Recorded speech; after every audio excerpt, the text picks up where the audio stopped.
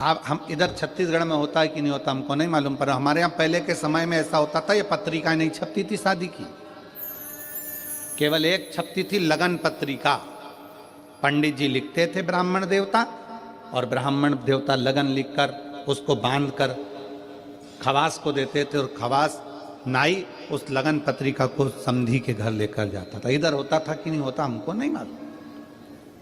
पहले एक पत्रिका छपती थी लगन पत्रिका। ये शादी की जो पत्रिकाएं छपती है ये पहले नहीं छपती थी। पहले जाते थे दर दरवाजे, प्रत्येक घर के दरवाजे पर जाकर पीला चावल देते थे, पीला अक्षत देते थे, पीला चावल, और हाथ जोड़कर कहते थे कि बेटी की शादी है, इतनी तारीख को आपको आना है, मंडप होगा इतनी तारीख को आपको आना है।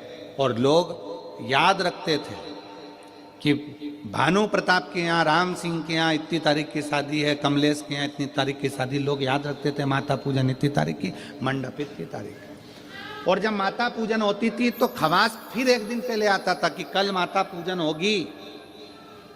मंडप होता था तो खवास फिर एक दिन पहले आता था कि कल मंडप इतनी बजे होगा। फिर खवास आता था बारात इतनी बजे लगेगी, जनवासे में बारात इतनी बजे पहुंचेगी। फिर होता था भावर इतनी बजे होगी, कन्यादान इतनी बजे होगा। पहले निमंत्रण मुख से दिया जाता था, प्रेम से दिया जाता था, खुद पहुंच कर दिया जाता था, स्वयं जाकर निमंत्रण के रूप में बोला जाता था।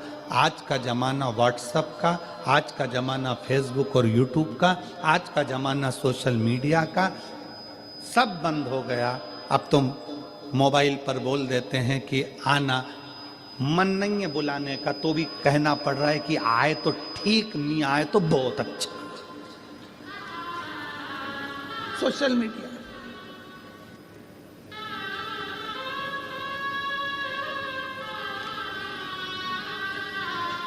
ठीक है, फिर भी कोई रिश्तेदार जो दिल से तुमसे जुड़ा है ना, वो तुम्हारे फोन पर आ जाता है। बोलो आता है कि नहीं आता? जम के बोलो जरा। जिससे तुम्हारा दिल का कनेक्शन है वो फोन, मोबाइल के एक मैसेज से, फोन से आ जाता है। जिससे दिल का कनेक्शन, उसको पत्रिका की जरूरत नहीं पड़ती।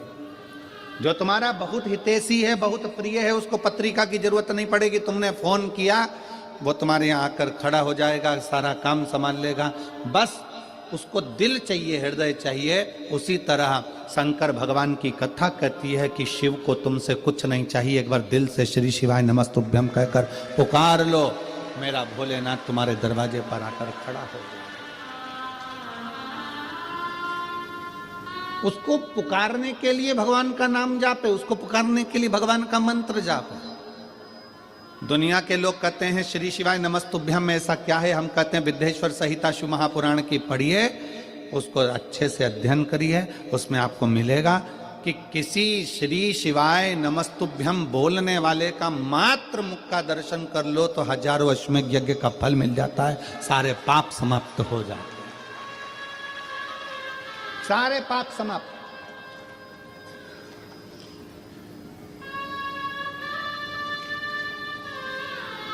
श्री शिवाय नमस्तुभ्यम किसी के दरवाजे पर अगर लिखा हुआ है, लगा हुआ है, तो दरवाजा बंद भी है, कोई आया दरवाजा बजाया, उसने पढ़ लिया श्री शिवाय नमस्तुभ्यम, उसका दरवाजा खोला, उसके मुंह का दर्शन करा, मुख का दर्शन करा, तो हमारा भी कल्याण हो गया।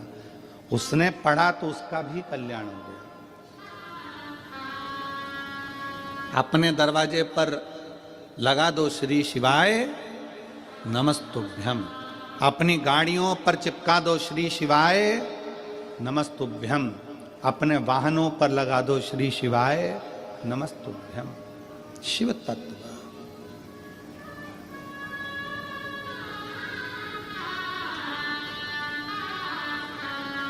अविरल भक्ति अपने भीतर उतारी है, अपने